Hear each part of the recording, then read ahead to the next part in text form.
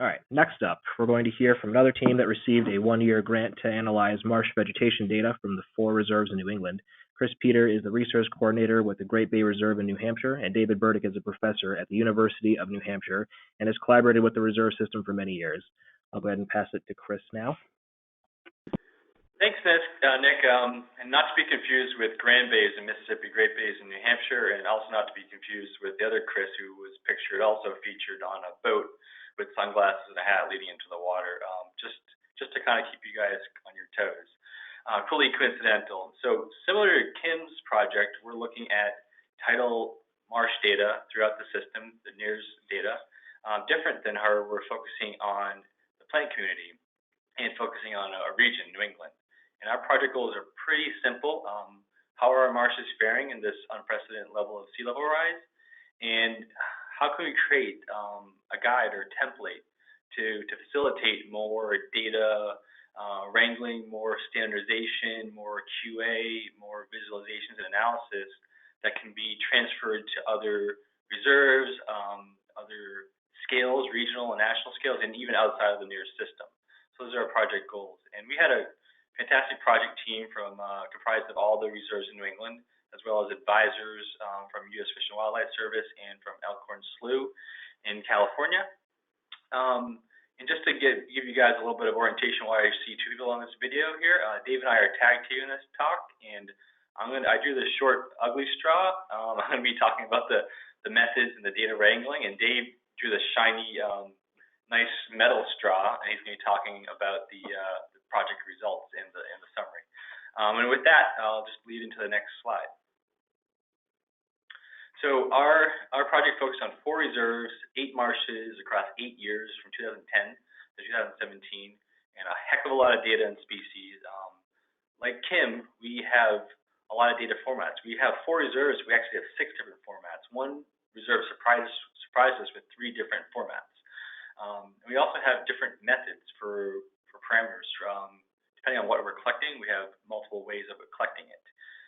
And with that, I'll advance to the next slide, please. So there's many different ways to document plant community. You can use plant cover, which is the top line, or plant heights, or plant counts. And we found differences in all 3 of these.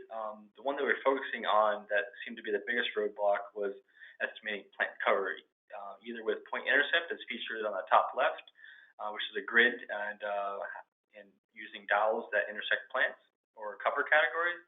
And on the top right, there is a picture of using ocular cover, which is simply measurements, estimates using visual estimates. And we found that half reserves in New England use point intercept and the other half used ocular cover. And at the national stage, we're seeing basically a 50-50 split in the reserve system. And I was curious, since we have a lot of participants here, to see what other people are using. So I think we have a poll question queued up. Yep, we perfectly do. So if you're involved in any type of marsh monitoring, which method do you employ? Either use or fund or connect with just spiritually? And I'll just take a couple of seconds here to let people answer. Pretty simple question, so I won't dwell on it too long. So please queue up if you're multitasking on answering this question.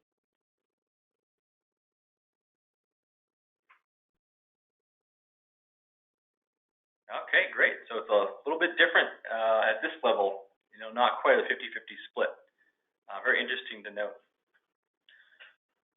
All right, and we're gonna move on. So I did want to mention that we use permanent 1 meter squared plots that are transect based, 3 to 6 transects that go from the upland edge to the water's main tidal source. And we have some differences in methods that go beyond just cover heights and counts.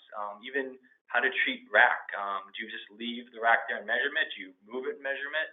We also have differences in transect length and how you measure the ecotone and how you determine the marsh zone, or even how you deal with dead plants.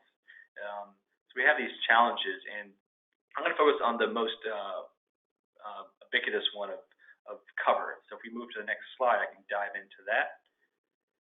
So here's just some images of a plot being monitored both with point intercept on the bottom left and ocular cover on the bottom right. And even with the simple plot, we see some major differences with the alterniflora at much higher in point intercept, 84 versus 60%, and bare cover is much lower in point intercept. And we saw this pattern exist not just in this one plot, but we did this over 100 plots across all 4 reserves, and we found the same general pattern of point intercept being having estimates lower in bare and dead category, and always higher in live cover categories. And so we tried to figure out a way how to reconcile this, which leads me to the next slide. So the most obvious way is to make everything to 100 points. So we use 50-point grids, and we just multiply them 2, and that's what we use to compare ocular cover versus point intercept to derive to see these significant differences. A step further would be to take that data and then normalize it to 100%, as oftentimes when there's more than one species, you get point intercepts that lead to over 100, 200, 300%. So you have to normalize those down. We decided not to normalize bare and dead because they are already underestimated by point intercept. And lastly, we created a third new different method on making these 2 data sets talk, and we use basically a statistical relationship with regressions. And we did that not just across all species, we broke them out into different cover categories, and actually they'll be featured in the next slide. So our cover categories are based purely off of morphology, not ecology. For instance, the shrub and tree category would hold a lot of saplings and marsh border shrubs like Iva or Baccharis, or maybe like red maple. And the thin grass category would have short, thin, lawn-like grasses like Disticula spicata or Spartina patens.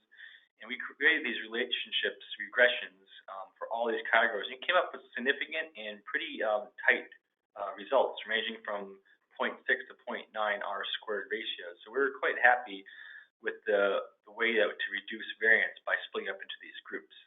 And last slide I have is some of the results. So just orientate you to this graph.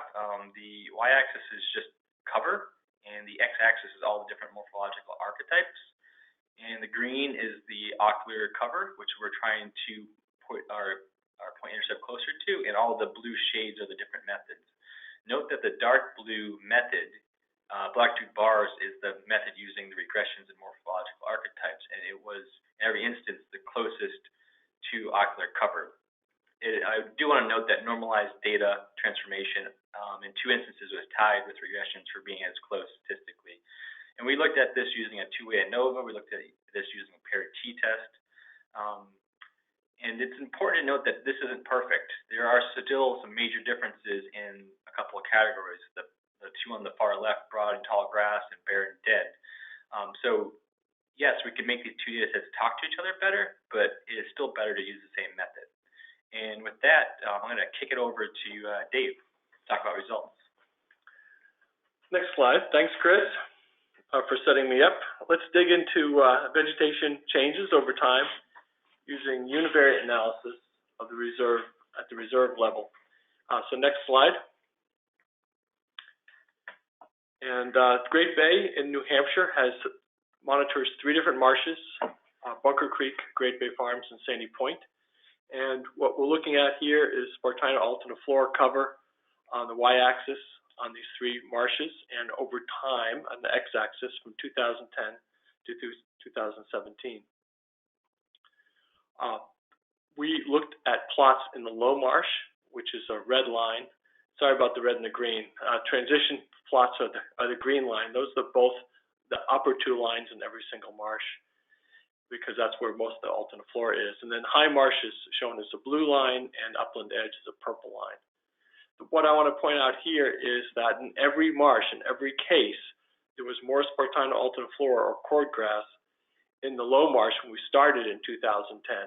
And then by 2017, there was more Spartina alterniflora cover in the transition marsh than in the low marsh. So the low marsh is being drowned out, and the cordgrass is moving into the transition zone in the high marsh.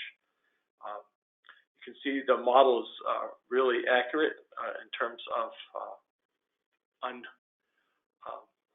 unascribed errors. The unascribed error is very small, at only 1%.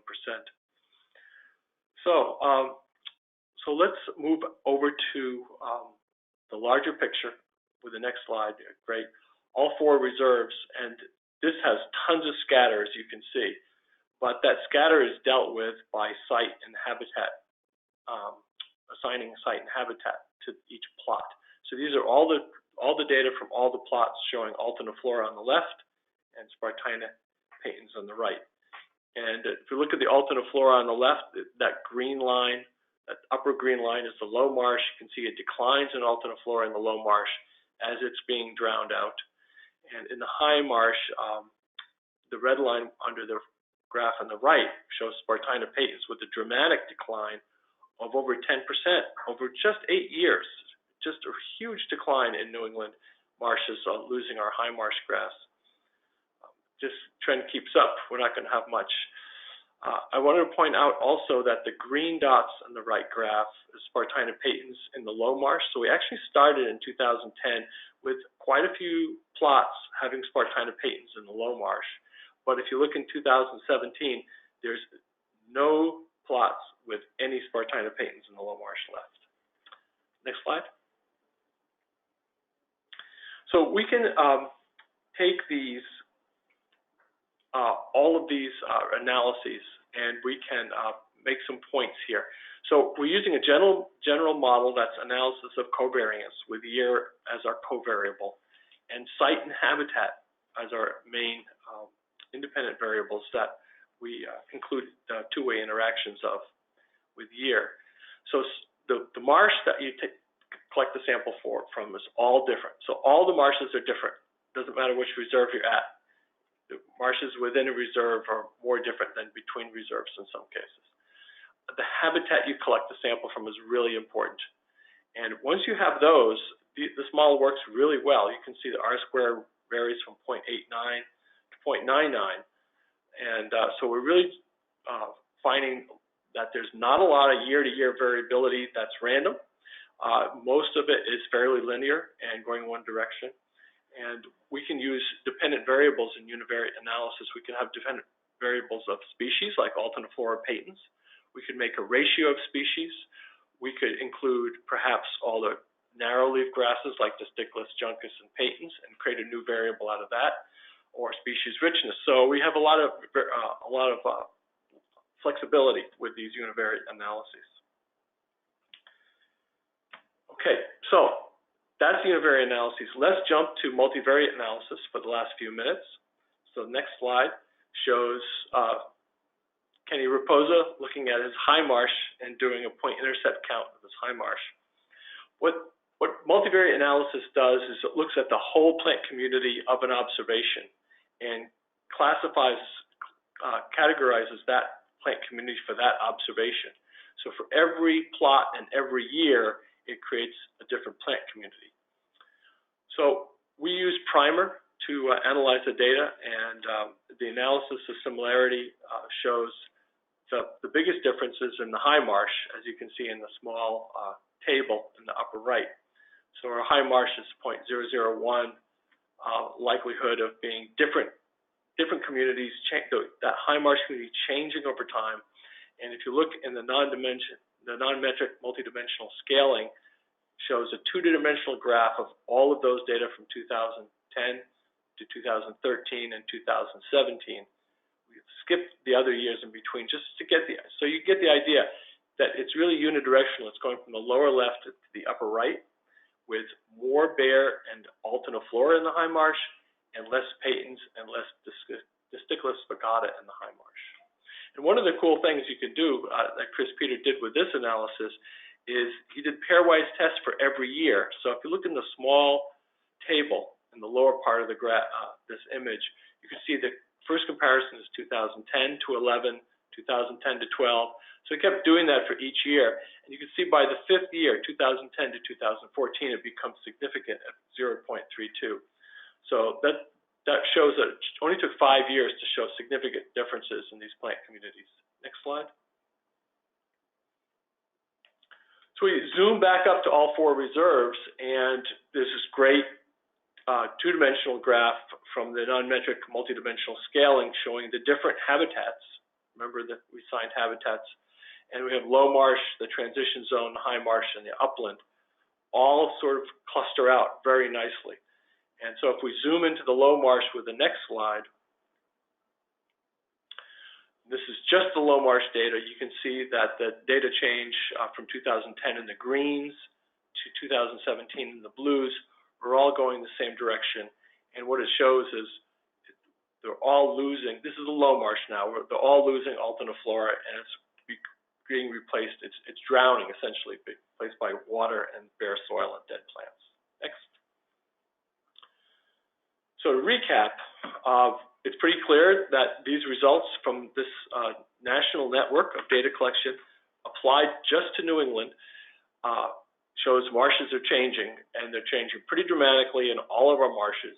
It's more so in the southern marshes that have smaller tidal ranges, but they are changing nonetheless. And you can see the change using something as simple as a photo of your plots every year, like Kenny Raposa has done here between 2011 and 2016, showing a dramatic loss of high marsh plants in one of his marshes. In terms of sensitivity, that's a big question from our stakeholders. They want to know what's the most sensitive, and it's Spartina in New England, because that's the one, that's Spartina alterniflora and patens are the two species that are likely to be in almost all the plots. One or the other of those species are likely to be in all your plots. So that's an important consideration. You want something that's in all your plots to be sensitive. And also, if you have a set of transition plots between low and high marsh, that was the most sensitive as well. Lessons learned, we found we had inconsistent methods, a lot of inconsistent methods, and we worked probably 90% of the time, Chris can tell you, of the data wrangling with Bree Fischella and Chris getting these methods to sync up to make these comparisons. So in terms of recommendations, we'd really like to have more we'd like to unify more of the protocols, and I think our data can really lead to information and management action in the future. Our project is just about over, ended last week, and we hope to get all our reports out in the next month. Thanks very much.